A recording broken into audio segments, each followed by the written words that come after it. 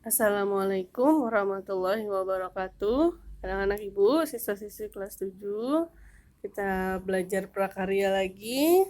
Pertemuan ke-7, melanjutkan bab 2 tentang konstruksi miniatur jembatan.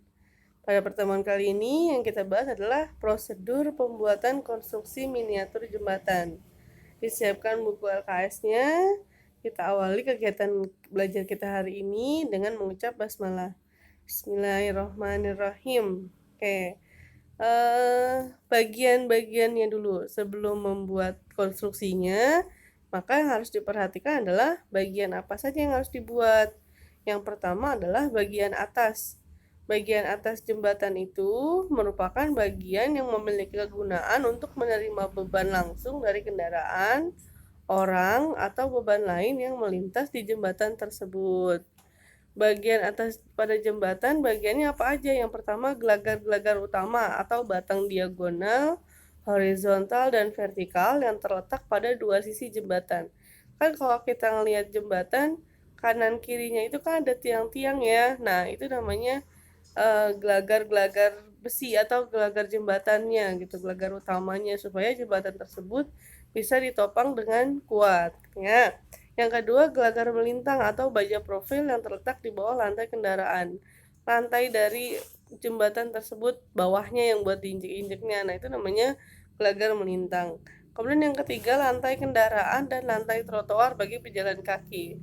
Lantai kendaraan itu berarti apa namanya, bagian jembatan yang fungsinya itu untuk apa namanya, dilalui kendaraan. Kayak misalkan kalau jembatannya beton tuh bagian yang sudah diaspalnya gitu ya. Nah, itu namanya lantai kendaraan.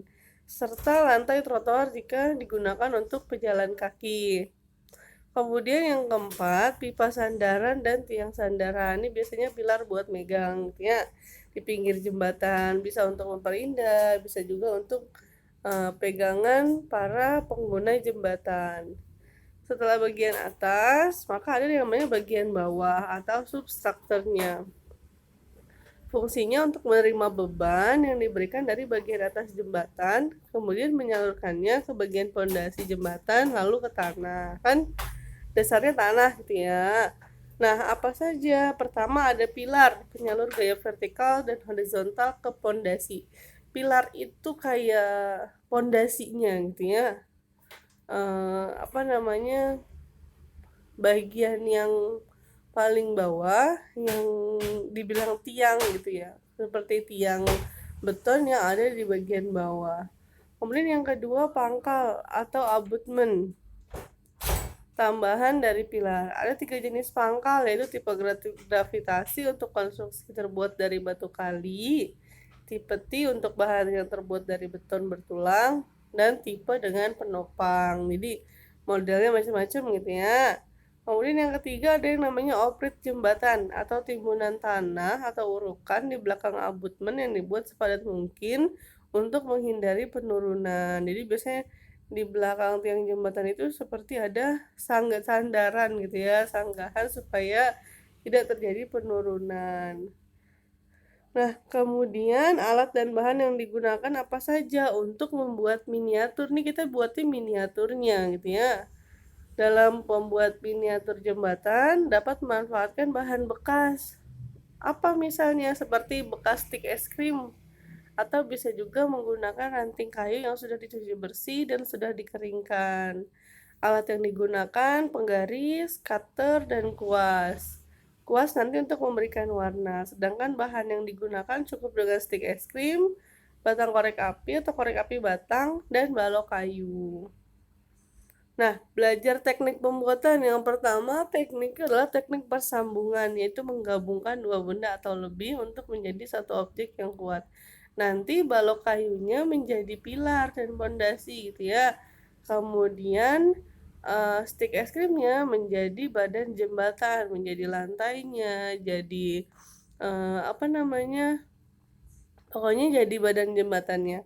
Nah, iniannya, batang korek apinya menjadi apa tadi yang pertama, menjadi pegangan gitu ya, menjadi pipa pipa sandaran, tiang sandaran itu menggunakan lidi korek api gitu ya. Yang ketiga, menggunakan teknik branching atau menyusun batang-batang hingga kaku dan yang dapat menyebabkan jembatan mampu menahan beban lebih berat. Dengan kata lain adalah teknik mengunci agar titik tumpu menjadi lebih kaku. Nah, itu kurang lebih tekniknya gitu ya. Nah, kemudian ada latihan soal. Pada pertemuan kali ini latihannya hanya 3 soal. Yang penting dikerjakan dengan benar. Selamat mengerjakan. Jika ada yang kurang jelas, Ibu membuka WhatsApp Ibu untuk memberikan penjelasan. Kamu bebas bertanya apa yang tidak kamu mengerti melalui WhatsApp Ibu. Terima kasih. Sukses selalu buat kalian semua. Assalamualaikum warahmatullahi wabarakatuh.